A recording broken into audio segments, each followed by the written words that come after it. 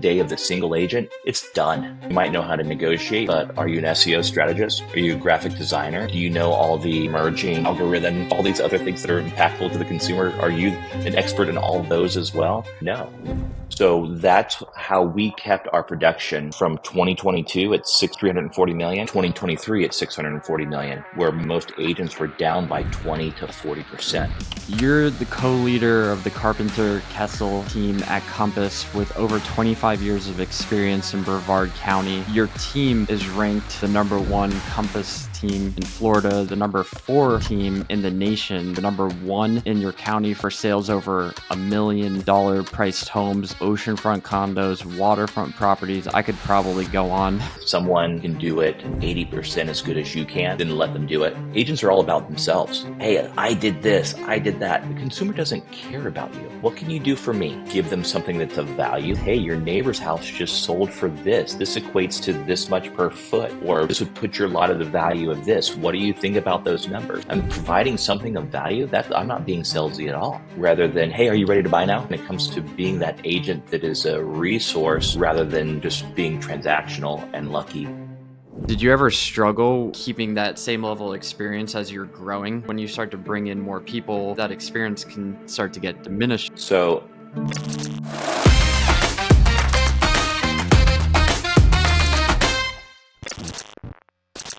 You're the co-leader of the Carpenter Kessel team at Compass with over 25 years of experience in Brevard County, and your team is ranked the #1 Compass team in Florida, the #1 large team in Florida, the #4 team in the nation, the #1 in your county for sales over $1 million priced homes, oceanfront condos, waterfront properties. I could probably go on with we the amount yeah, of volume. we have a great team. We sell a lot.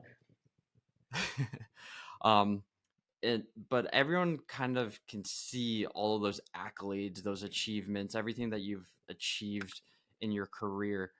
But I kind of like to take it a step back a little bit because I think of kind of life almost like a book, and you have different chapters in your book that kind of help you build up to who you are today.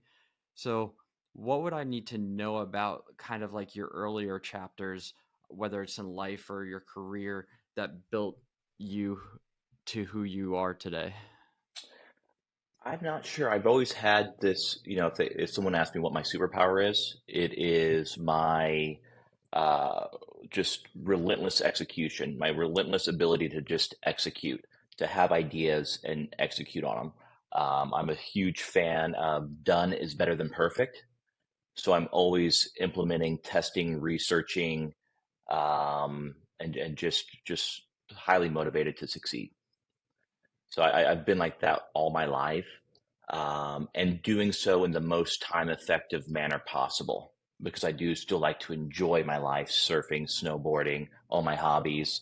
Um, so that's always been part of my life, and it's just kind of built from there. And then of course have the proper mentors, seeking the proper mentors who can help get you to think bigger and then go to the next level. So, why did you even get started in real estate back in 1996? The investment aspect of it intrigued me, and I thought that there'd be no better way to get more deals on the investment side than being entrenched as a real estate agent. I bought a real estate course whenever I was in high school, and I was 18 years old, and this is before the internet. So I was going to the courthouse, I was researching foreclosures, I was getting that information, going to the tax assessor's office, pulling that information, finding the people, calling them, as an 18-year-old, 19-year-old, to try to buy their houses out of, foreclosure because I had a backer, or I thought I had a backer at the time. So I just, again, I'm really like, if someone gives me the playbook, I can execute. So that's what I was just doing. I didn't even know I was being ambitious. At the time when you look back, you're just like, wow, like that's pretty ambitious, but didn't look at it that way. And then just thought, hey, I need to get my real estate license if I really want to get into the game and see what investment opportunities may come up. And then started, because of my interest in investments, started in commercial real estate. because Okay. commercial is more about investments, the numbers, no emotion. I don't have to deal Hmm. with buyers, sellers. It's just, do the numbers work or do they not? It's very, very simple. Then I learned that I don't like the time that it takes for a commercial transaction to close. And again, I've surfed, I've lived on the ocean. Like, that's my passion. So it was really easy for me to sell waterfront real estate and kind of go right into that niche back in, so I started in 96. So I really started that niche in like 97, 98. Just kind of found that Okay. and ran with it. So were you, because a lot of agents, especially, like they're like, how do I break into luxury? How do I sell like waterfront? You guys sell it like consistently. How did you break into that market, or how do you like have agents get into that? You really have to be entrenched in that lifestyle. You have a lot of people that say, "Hey, I sell waterfront or whatever," but living on the water really helps substantiate that. I live on the water. My co-leader, Kurt Kessel, he lives on the water. He lives on the river. I live on the ocean. And again, like I said, it's really kind of easy to, because you're in that lifestyle, that kind of waterfront Hmm. lifestyle, familiar with it. You can speak to it. And people like to know that, hey, you know my house, or you know the benefits of living here. So having lived it, it's not fake. We know what the benefits are. We can articulate that. And I've had people coming in thinking that they're going to buy a canal front house, and they end up in an oceanfront condo because I've kind of like understood what their um, needs are, and kind of like, hey, put them in the right direction to fit their needs, just because I know the product so well. Did you always live on the water? So by the time that I was 23, yeah, I started real estate whenever I was 20. By the time that I was 23, yeah, I lived in my first oceanfront condo at that point.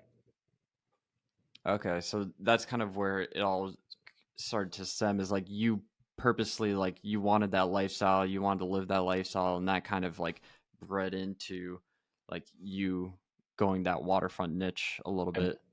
correct, then I'm surrounded, in a condo, you're surrounded by others, 100 Hmm. other people. You start marketing to them, and then you start getting a foothold in that building, and that can parlay into other buildings, just in the waterfront way. Then that just kind of transposes into, riverfront and other canal front, and just that whole lifestyle in general, fishing, boating, surfing. Nice. And so I kind of looked at you were on YouTube and putting out videos since like past 11 years. It's been like Hmm. since 2013, 2014. Like you do a lot of marketing, like with like your home tours. uh I was curious, when you kind of look at your business as kind of like a whole, because you do not just high like transaction, like the price point, but high volume, like high Correct. number of Hmm. transactions as well. So when you look at those 600 plus transactions, what are the 3 to 5 places like that those come from, or like kind of like the major areas, and or the major like marketing activities that drive that business? So the marketing activities that drive the business is we are a business building team. We are not a lead based team, meaning we are Hmm. not buying leads from Zillow. We're not buying leads from Realtor. We're not buying leads from any source. But what we do take is agents who have a growth mindset, who already have, a certain amount of years in the business and a certain number of production. So we're quality over quantity for our team. We probably say no to more people than we end up trying to recruit or say yes to, because Yep. we really want to keep that culture. And again, have people that are around others that have a growth mindset and that are doing the activities and running the plays that work. Everything from open houses to geo farms.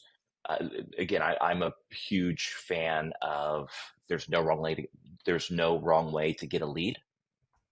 So every quarter, we're encouraging our agents and ourselves to build a new lead pillar in which to get new business, and including strategies to nurture old business, because past clients and referrals are a huge source, for our Hmm. team, as well as marketing and direct mailing.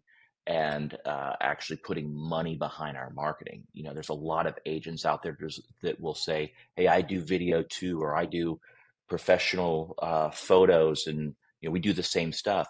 And I always say, well, it doesn't matter if no one sees it because they're not putting the budget behind it. They don't have a media company. Like we hire a brand agency and media company, people that are smarter than us to actually promote our material rather than saying, oh, hey, we're in-house. In-house, that means you have, an employee that you're not paying very much money that is learning, Yep.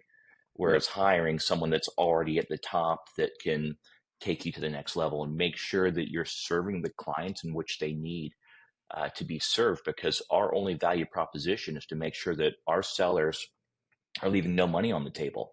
And we can't look the seller in the eye if we're not having huge marketing analytics that we can share with them to show that, hey, your property has been exposed to the most number of, or the largest number of viewing traffic and the largest pool of buyers. So we know that the offers we're getting are the highest price that we're getting because we got those exposures and we are tracking those metrics and analytics. Nice. So if we look at kind of like your business currently, and you see like you have open houses, you have the geo farming, like kind of like, let's call it the physical stuff, and then you have the digital stuff that you guys are all doing with the videos. Like you have the Let's Talk Real Estate, the state of the Social market. media, yeah, state of the market, and then our agents, of course, have their own series. So like Shane Bergman on our team, I mean, he has a huge social media following. He's getting leads Big off on social. TikTok, Instagram. Yeah, then you have Zach doing similar. Then you have Diana doing podcast, and then you have, Emily doing her knowledge broker, pieces. So we just have all of our agents, and again, we're leading by example. And again, they've taken stuff that we're doing and even taking it to another level as well. That's working, for them. So again, it's all about the exposure, being that source of knowledge, being that 411 for people, because, as transactions shrank in 2023, Hmm. we're done with the COVID market. We found that the consumer is now, because everybody looked like a hero. You could throw a sign in the ground, and even though you left money on the table, it doesn't matter. You still sold it, right? So Yep. you're braggadocious about that, right? Um, but someone experienced like me can look and say, "Hey, they left money on the table. They did not handle that transaction properly." But it didn't matter back then. But now the consumer is moving towards more experienced agents, people Hmm. that can provide more clarity in this market with mixed signals and uncertainty. So that's how we kept our production almost the same from 2022 at 340 million to 2023 at 640 million, where most teams and most agents were down by 20 to 40%. What do you attribute to that? Like, what are some of the few things that like really played a pivotal role in your mind? Um, so Kirk and I are the team leaders. We're also in production. So Hmm. we are leading by example. We are in the trenches. We're committed to helping everybody meet their goals and grow. So if an agent is behind on our team, we're hopping on a call with them, hopping on a Zoom meeting or something, trying to find out, hey, what are you implementing? Where are the pain points? How can we help you? Here are the challenges that we're facing. Here is what we're doing to pivot, in this changing marketplace. And we're always sharing. Everybody on this team is sharing. Hey, this is working for me. It's not like this team where what I kill, I eat, and what he kills, he eats. There's this collaboration where people are trying to help everybody and saying, hey, I learned about this new tool on the Compass platform that is changing the way that I'm doing business and helping me save time. Here's how I'm doing it. So, we have this team that's just sharing rather than everybody has like their little secrets. So it's a really positive culture, and everybody on our team, like I said, it's more quality over quantity. So Hmm. everybody's just eager to learn, and no one's sitting there thinking that they're the smartest person in the room. So where are you doubling down? Because you guys look at the data and the hmm plays that are working for you guys. What are you doubling down this year and going into next year? Uh, direct mail, open, getting what we call belly to belly, right? So COVID was everybody was just doing everything remotely, but Yep. getting more physical, everything from physical mailers to handwritten notes to what we call coffee clutches when we're, hey, Andrew, how are you? Haven't talked to you in a long time. Hey, let's go to Panera and meet for coffee. Just getting together, making those touches. And Compass as a company has really encouraged everybody to do that as well. So, so just cultivating those relationships, getting more referral business, and getting in a setting because most times whenever you sit down with a past client or something, real estate's going to come up and they have a question or there's some uncertainty, that they have a question about. And then because we are so educated, we can provide some clarity on what they're and be a knowledge broker to them rather than just be this agent that says, oh, I think, I feel, or like whatever. We have the data so that our clients can make the best decisions. So again, getting in person, doubling down on the physical marketing, open houses, uh, God, everything digital, and trying to give things that are impactful to the consumer rather than just noise, because social is just such a busy place. Trying to give some meat to the consumer. So some people would say like, do mailers even work? Does sending stuff in the mail like is it worth the investment? Because it's not a cheap investment. Depends on your messaging, and I agree with that. Yeah, no, mailers don't work if you're just doing a just sold or something that has no doesn't have a call to action that provides any value or has any information that provides any value. Yeah, it doesn't work. And if you do one and you're done, no, it doesn't work. It's all about consistency as well. So our mailers are going to have stories, commentary, uh, market updates, things that are actually like, oh, cool. It's not all about, agents are all about themselves. Hey, I did this, I did that. The Yep. consumer doesn't care. The consumer doesn't care about you. What can you do for me? How does this impact me? And you try to tell that story in a way that's more impactful and helpful to the consumer. And then hopefully they want to do business with you. So kind of double clicking into that like messaging, like when you send something out, like is it super hyper local to like the neighborhood? Like you're sending numbers for that specific neighborhood, or Yeah, like so all of our team members, they have geo farms within the neighborhoods in which they live. So that it's the people that they see, because everything now, it's not just mailers. You can't put out a home Mhm. evaluation mailer and think that anybody's going to respond. People are done with advertising. They're not going to give their email address. They're not going to give their home address. They're not going to give, like, people are so protective now because again, it's so busy and everybody's done that same marketing over and over. You have to provide Yep. some sort of value, and it's multi points of contact. Hey, I get your mailers. I see you walking your dog. Oh, and I follow you on Instagram or Facebook. I thought I'd give you a call. You know what I mean? It's this multi Yep. point of contact. There's not one magic bullet or one message or anything that's going to get someone to call you or make the phone to ring. So what's the different like buckets of content that you find is valuable in a mailer?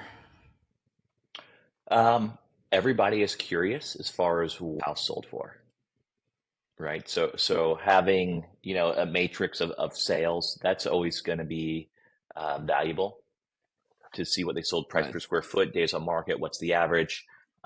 Those are always valuable. And again, the uh, going around the messaging, it just kind of comes back to, if you sell homes that people think is like their home, they're more likely to call you. Hey, that looks like my home. I should give this guy a call. Yeah. So being, don't send a condo mailer to a single family house, or you know what I mean. Like, it's just Yep. things that are in the same genre. So we Okay. market, neighborhoods, and then we of course market to certain demographic classes, from your veterans to the high net worth individual.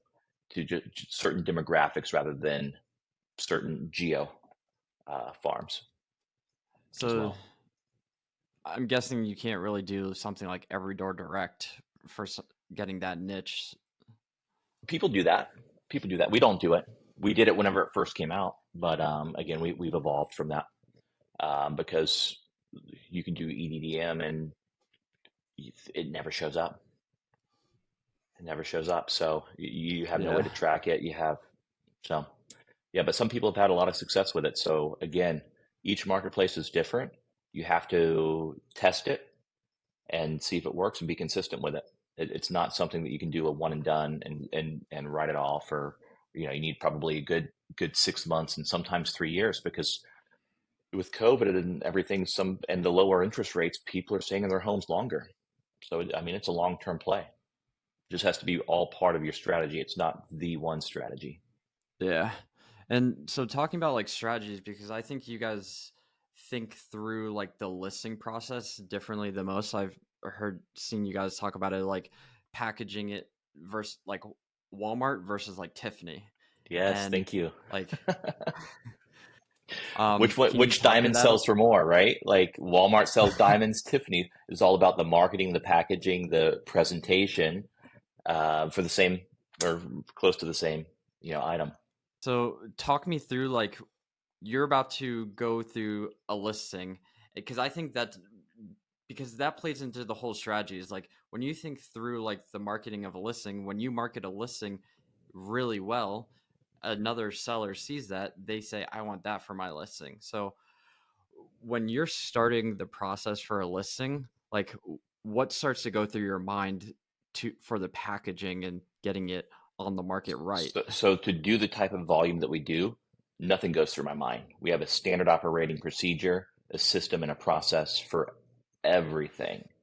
So there's no real thought process other than who's my target buyer, right? Like if I think my buyer is going to come from the Northeast, or it's going to come from Miami, or one of our feeder markets, then yeah, we're going to go more heavy on the marketing to that specific area or demographic of people by identifying a buyer. But other than that, you know, most everything's the same. And then our marketing is layering because Facebook, like all those algorithms, if you just keep posting the same thing, it's duplicate content, your distribution score goes down.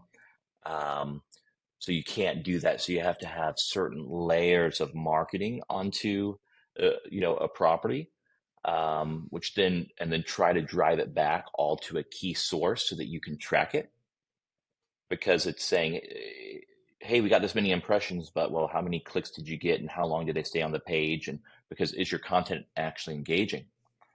Yep. So yeah, when I'm going on a listing, I already know my systems, my process, everything from when I'm sending them pre-listing, to after the appointment, to when it goes to my listing department, what the stagers, like everything is all just so systematic. It's like I said, there's a system and a process for everything. You can't do the type of volume that we do without having that brand consistency where nothing's left to chance. Is all on checklists. Kind of talking about that for a little bit, like because your market's a feeder market, how do you like do you market it so how do you market outside of your market? Like is it through Compass? Do you use Google, Facebook, like different Yeah, ads? Like all the above. The one reason why we are with Compass is because Compass is dominant in all of our feeder markets. Also, Compass is not a franchise. True luxury does not franchise. You think Tiffany, we were talking about Tiffany's, you think Tiffany's franchises their Rodeo Drive Mhm. store on? No, because they're a true luxury brand. Other luxury brands that are franchises, that's not a true luxury brand. There's no consistency. There's different brand standards to a certain extent in different offices. So, and there's not as much collaboration, right? So I have to say I've been with two other real estate companies, both touted to have huge referral networks, which was uh, that I did not see. I came to Compass uh, almost 3 years ago, and the first 6 weeks of me joining, I got 8 referrals. 8 referrals from markets that I didn't even know were feeder markets to my area. Like I had a buyer from Sonoma County, California come in from a Compass referral, buy a property sight unseen. It's just like I've never done that before in my 28-year career. And then of course north, just other more likely markets. But yeah, so I mean that has been a huge part of being able to get our message and our properties out to those feeder markets with the other agents, that are seeing the listings and sending those referrals to us. And of course, digitally, you can target other areas. So again, we have a brand agency. I don't know the secret Hmm. sauce, but they get it out because I have a heat map of where people are clicking on the listing. So like we were going over one of our oceanfront properties in Chicago was like one of the major markets clicking on this listing, and then Miami was second. And again, so you kind of see that, and you're just like, okay, that area has an interest. We can put more money into distributing it to those specific markets because now we kind of have some data to make those adjustments with. Nice. So taking one step back and talking about like your system, like the SOP, like I've kind of seen like you have like the pre-listing inspection, you do staging, obviously photography, videography. Can you kind of talk through from a macro level, maybe like what goes into some of those Oh, pieces or the I mean, different pieces? yeah, I mean, I have a flow I know chart it's that probably because it goes from one, you have to have task manager. So it goes from, one department that's super good at doing these things, then to yep. marketing that creates a 12-page brochure, does an area report because every realtor will say, hey, this is a great location. We do so much relocation. We need to quantify that, hey, this is actually a good location. How many eateries are in this area? What are the schools like? So, so we're doing the area reports. We render a floor plan for every one of our properties. We're putting that in the 12-page brochure. We're building out a web page for each property, custom, that we're going to be Nice. sending traffic to. And that web page is going to outperform uh, by the MLS. So, like, let's say we have 600 people on the MLS looking at our listing. We're going to have 2,000 people going to the web page that we create, for a listing. And again, it's because we've hired people that are smarter than us that know how to do this. I always say that the day of the single agent, Mhm. it's done. It's done, man. Because like you might be a good person, you Yeah. might know how to negotiate, but are you an SEO strategist? Are you a graphic designer? Do you know all the emerging algorithms coming from YouTube, Facebook, like all these other things that are impactful to the consumer? Are you an expert in all of those as well? The answer is no. So, we have it could just our listings go to each different level of professional to get that live package. And then of course we have what we call a full package with our listing, or full information, full details with our listing. Because so many agents will go to a listing and their buyers have questions and the listing agent never provided those. So then they're asking the listing agent's asking the seller. By the time it gets to the buyer, they already cooled off. They're already back on a plane going back to New York. So if we can have all of the buyer anticipated questions answered ahead of time, then that buyer can make that buying decision while they're in town and quicker than my competitors because they don't have all that information. They don't have the insurance costs, the HOA document, and everything else just provided in a great package, to that buyer to review so that they can make a decision. So, I mean, all this stuff goes into a listing. There's so many nuances and details, even from the day that we take a listing live on the market, that have been researched, studied to make sure that we're doing the best for our clients. Nice. Um, so you were a rainmaker before the team, and like that transition sometimes from being like a high performing like salesperson, high performing like Mm-hmm. just a high performer to being like a high performing leader, like a CEO. Like that's sometimes like it's a hard step in between that. Yeah. So they always say that the hardest thing is to go from me to we, right? Because whenever you're high driver like myself and Kirk, you also tend to, kind of want to micromanage things too, Yeah. to a certain extent because but you also have bigger ideas that you just kind of just throw out there and delegate that if you don't have someone that can also execute on, they don't come to fruition. Um, So yeah, going from a high performing agent to a team, that's the most organic way to form a team. I see other agencies, cloud-based brokerages and everything that have all these teams, and all it is a bunch of agents that sell real estate, and they just gotten together and put their production together to be a team. And that's not really, that's an illegitimate team in my opinion. What a team does is it grows organically. Meaning I have too much business that I can't service it all myself. So your first hire would be, I need someone to manage my transactions for me, Yep. from contract signing to contract closing. Then I have too many buyers. I might need a buyer's agent to that is an extension of me that I can send that business to, and then from there, like it just kind of grows from there. Okay, I'm doing too many listings. I need a listing manager because I can't manage getting this, all these steps and still provide my clients with a high level of service and availability. So your team needs to grow organically like that for it to have longevity, not have a lot of turnover, and provide value to the other agents who are joining your team as well. Because I see some people in teams or brokerages where those team members or agents have big goals, but their mentor's here, but they want to be here. That mentor can't take that person, to the next level. Their team leader can only take them as high as they've ever been. So if you're been, if you're the team leader that's not in production or not, or hasn't been at a high level, you don't know the pain points. You don't know the objections that your agents are hitting and facing. So to be a good leader, you got to be in the trenches, like we talked about earlier, Yeah. to help them, because that's what they're there for. They're there for the mentorship because they can go somewhere else for a higher commission split. What's providing the value is the culture, the mentorship, and understanding that because they are with you, they're doing more transactions and then servicing more customers rather than being somewhere else. Did you ever like struggle with letting go, being like a high D, like visionary person? No. No. No. Some things, I mean, there's some things I know that hey, I have to do this, but other than that, other things, no, I'm pretty good at, one of the analogies that, or one of the sayings is if someone can do it 80% as good as you can, then let them do it.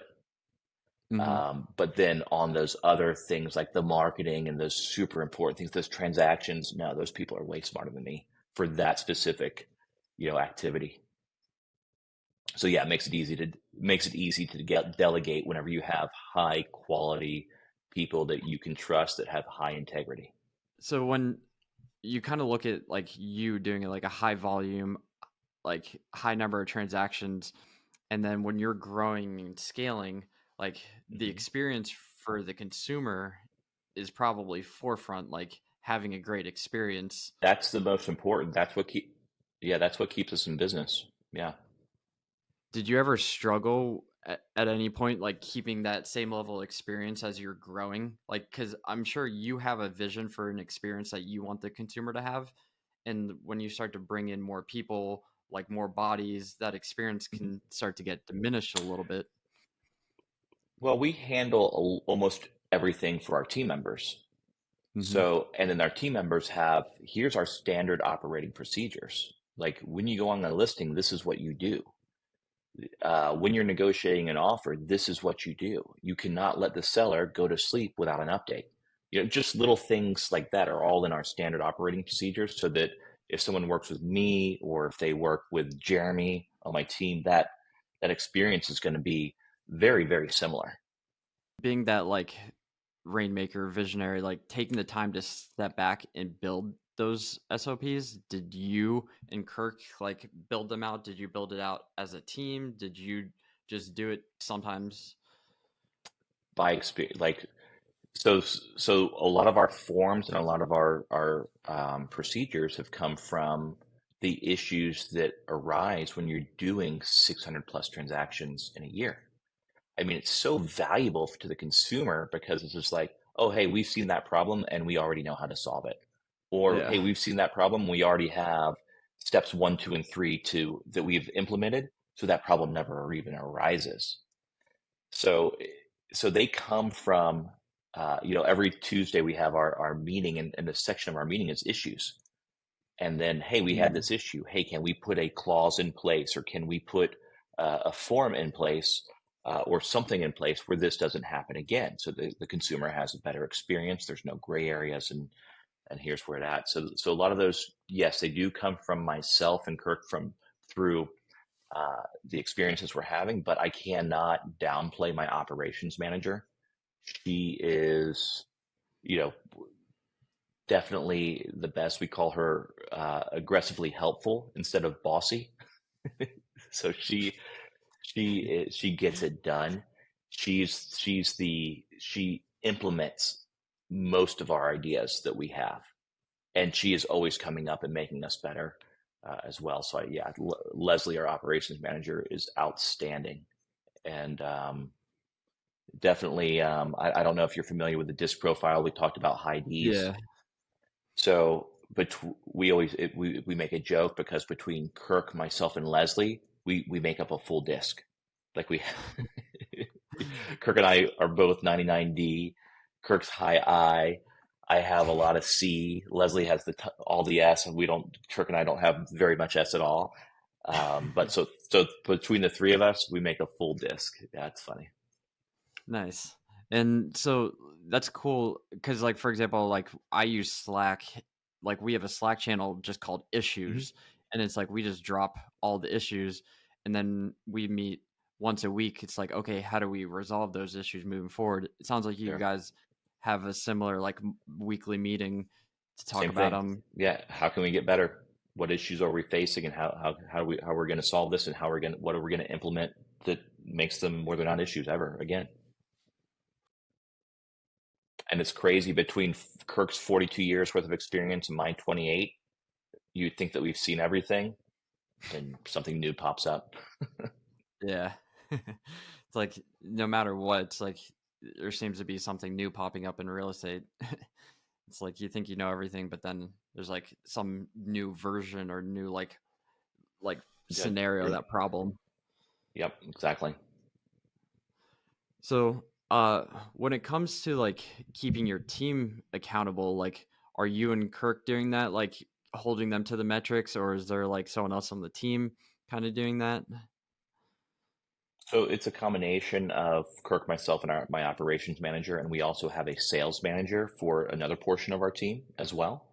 So yeah, between the four of us, we are keeping people accountable, and having the meetings, having the quarterly meetings. If someone's behind goal and we're seeing that, we're hopping on. We're hopping on the call, making sure that their pain points are being met, finding out what's going on, seeing what they can implement, and seeing what they can do. Maybe it's just a little mind shift change that gets them like, oh, okay, yeah, or morning routine, whatever it may be. We help them, try to help them through all those aspects so that they can continue to grow. Because that's really our promise to our agents on our team is growth. Because we're not giving them leads. I mean, we do Yeah. give out leads. Don't let me mislead you on that. But that's not our primary focus, like a lot of teams that hire brand new agents and just send Zillow people to them. So is that like because you're trying to help them grow and you're not giving them leads and it's kind of like on you to like continually help them, like do you how do you kind of like work through that like growth? Is it kind of planned growth, a little spontaneity growth, a little mix of the both? Like when you is it When we're doing business planning, like for our team, yeah, like do you have quarterly meetings with them? Do you have mhm, like weekly or monthly yeah, check-ins? yeah. So we have weekly meetings as well, weekly meetings, and then we will do a monthly check-in with, here's where your goal is at. Here's your goal. Here's how much you've sold, and here's how much you have under contract. So they know exactly, where they're at. We even try to track numbers of appointments, because if you have certain goals, well, it's just like, well, then there's a certain number of appointments that you need to be able to meet your Mm-hmm. goals. So if you're not hitting those appointments, and we encourage our agents to track them, and we send them forms to track them so that we can track them ourselves. Because again, if you come to me and say you want to grow your business by 25%, well, it's pretty easy. If I can look and see what your activities are, well, if you increase those activities by 25%, then that should yield a 25% increase in business. So if you can track and measure what's important, and that's what we do, that's how we can help them stay on track. And again, check in with them if they're behind. So is the pretty simple, like the one metric you're kind of focused on is like appointment set, or is there like a couple others? You, yeah, appointment set. No, and again, so like we have some agents that open houses is a huge source. Business So how driver. many open houses are you doing? How many open houses did you do this month, or are you doing 2 a week, or whatever that may be? So track that, track appointments. Could be number of conversations. We have certain agents on our team that are great on the phones. They have their mojo dialers, and they're just dialing and following up with leads in their database. So if certain activities are more important than others. I know what it Yeah. takes to get to the appointments, so I only track appointments, Okay. And appointments taken. So I know to meet my goals, I need at least 3 to 5 listing appointments per week that we are in town and working. how are you generating those listing appointments currently? Or is like, I know it's probably a mix of things, but I was just curious, like if there's a couple things that when you look at those drive kind of like the most, like for you. What drives most appointment? What is the activity that drives the most appointments? Yeah. Follow up. It's so simple. Real estate's so simple. It's follow up, making the calls, um, asking for the business. Um, yeah, follow up's number one. Yeah. Because I speak to agents and like, and I know you speak to a lot. Like some of them say like what should I follow up with? What should I say? Like how do I not come off salesy? Like how do I keep like following up with the person? Like what are some things that you do? Give them something that's of value. So when you ask someone, hey, do you know anyone that's trying to buy or sell real estate? I just gave you a task. You didn't ask for more work from me. So give you something of value, right? So your past clients, hey, your neighbor's house just sold for this equates to this much per foot, or a piece of vacant land just sold and this equates to this much per front foot. This would put your lot of the value of this. What do you think about those numbers? Hey, I'm checking in with you to give you an equity report so that you understand how your asset is performing, the same way that your Morgan Stanley advisor would say, hey, we need to take a look at your portfolio. We're trying to do that for our customers. Hey, here's how your asset's Mm. performing right now in this market. I know that it's a high interest rate environment, and they may be down, but this is how your asset's performing. I'm providing something of value. That I'm not being salesy at all. So if you can provide something of value to be able to follow up with a client, or someone that's looking in the marketplace, maybe interest rates drop. What does that mean for their monthly payment? And you're following up with that information, rather than, hey, are you ready to buy now? Then yeah, you're not coming off salesy at all, because you're providing value. Again, it comes to being that agent that is a resource rather than just being transactional and lucky, like they were in the COVID market. So if I'm hearing you correctly, kind of like the hub and spoke, like the hub is like their home equity, like the hmm asset, like what is that kind of number? And you probably, do you keep up with them that on like a monthly, quarterly? Like, is there some sort of rhythm Yeah, I there? mean, we have programs to keep up with the monthly on that. Okay. Um, a lot of times I like to follow up at the end of the year with certain Okay. people to let them know. Um, yeah, it's just, again, and that's just one thing. I'm just trying to Yeah. show you like how you can provide value to someone without just asking them, hey, who do you know that's looking to buy or sell? Yeah. So that's what I was thinking through is my head is like, you have these different, like, I'm just using hub and spoke as like an analogy. Like the hub is the home equity. The spokes are like, oh, interest rates change, I can use that to kind of like follow up. Oh, a home's sold in the neighborhood. Oh, I can use that to follow up back to like the hub of their Mhm. equity. I was just because that's like the bread and the butter is like that's how it's made. It's like how do you come up with these different ways to market to the person to keep up with them and to follow up with value. It's having those different like strategies and those different angles, and that's the plays that work for you to keep following up with business. Exactly. Try and again, it just the overarching thing is how can I provide value? How can I provide value that's not about me? That's actually about you. What's that's gonna that could potentially help you to inform you that could make a better decision for you. Yeah. Yeah. Whenever you come out of that place of giving like that, then it's going to come back to you twofold. Yeah, and I 100% agree. I think it just sometimes trying to figure out like what is that like value and then how to kind of like leverage that, market that, like follow up with it, use it. So I was trying to think through like tactically like Hmm. what are some of those value drivers in a way. Yeah. So Yeah. There's a big list of them, and again, someone's going to have a different list than I do. um who like have been like some instrumental like mentors or people that you've kind of looked up to you that kind of changed your business for you? Yeah. So when I first started, my broker was a huge mentor of mine. His name was Paul Rufo, commercial guy. I would just sit in his office and listen to him talk on the phone. Just put in my time.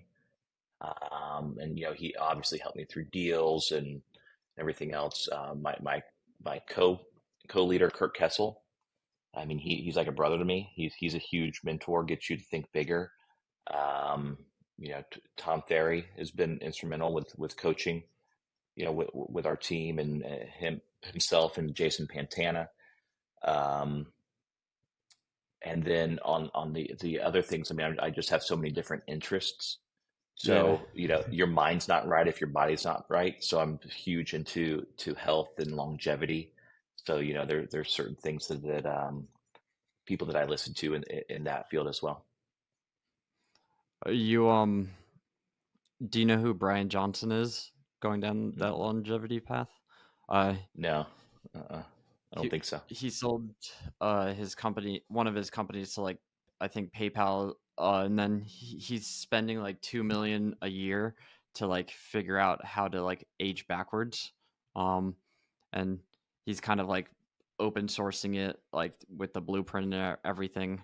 So I'm like big into like health. Like I had like a keto, like paleo, like I've kind of Sure. dabbled in all those. Find what works for you. Yeah. Find what works for you, where your mind's clear and you can focus and you know, be at a high level all day long. What when you look at kind of like your routine, like daily, weekly, like in because I kind of think of like the body is like you can't be performing at a high level if your body and your mind and your health are not at a high level. So what do you kind of do to like Your maintain that? morning routine. Your morning routine is sacred. You're not doing anything outside of your morning routine. Um, you know, mine's, I'm a huge cold plunge guy. So I Nice. literally roll out of bed and jump into 39-degree water. Nothing wakes you up like that. Um, Breath work, sunlight, viewing sunlight, exercise. I mean, I'm in the gym 7 days a week. I'm doing some sort of physical activity 7 days a week.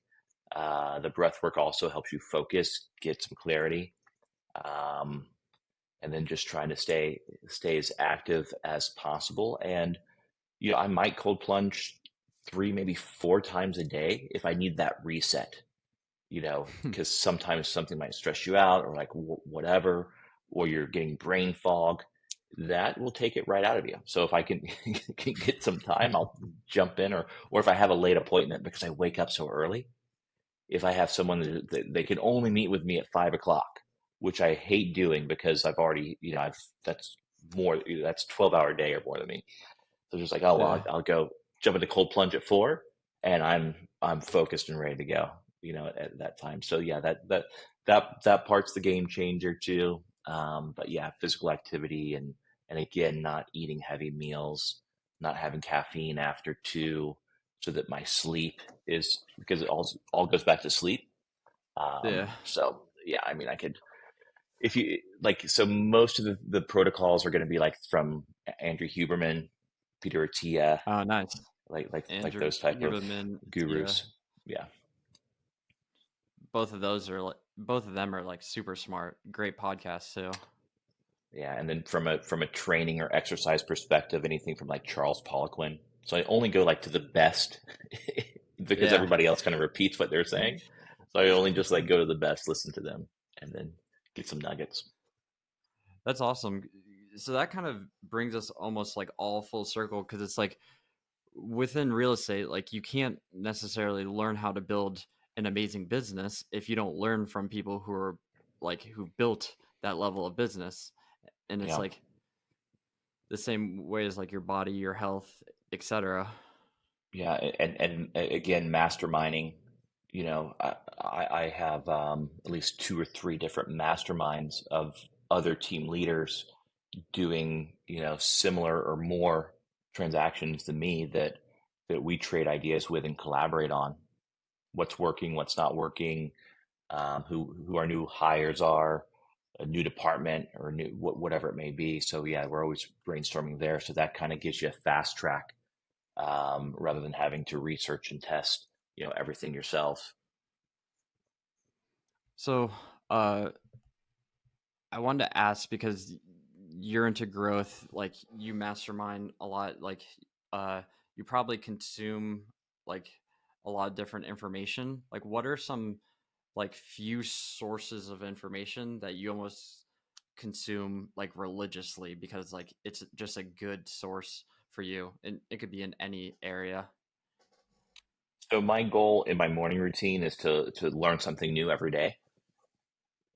So I mean, it could be anything from, let's just say, like Inman News, uh, to something from Andrew Huberman. So just as long as I'm learning something every day, I'm happy. And again, it can come from so many different sources. Nice. And so if people want to kind of see what you're up to, follow you, reach out, where's the best place? I would say my Instagram. Most of my demographics also on Facebook as well. So I'd say those two, and again, subscribe to our YouTube channel. We're always doing property videos, neighborhood tours, state of the market. But yeah, my Instagram, Facebook, YouTube, those are the best places to Yeah, find me. yeah. You guys are putting out a lot of great content, so I definitely encourage people to check you out on like Instagram, Facebook, especially like your YouTube. You're doing a lot of stuff on there too. Thank you. Um, so last question, what does world class leadership mean to you? Oh gosh, world class leadership probably. Well, what I know it does is it all starts with integrity. It all starts with leading from example. Um, Leaders eat last, so you're constantly making sacrifices for your team. If you overstep a boundary or if they feel threatened by something, then you're a lot of times you're stepping down. Um, Always being fair. I think that's one of the things that like I hope that I'm remembered for, that I was always fair whenever things came up. So yeah, I think those are the kind of the fundamentals that are going to make a good leader. Awesome. Well, I appreciate it. Appreciate your time and appreciate you leading by example and just being a wealth of knowledge and sharing that with everyone in the industry too.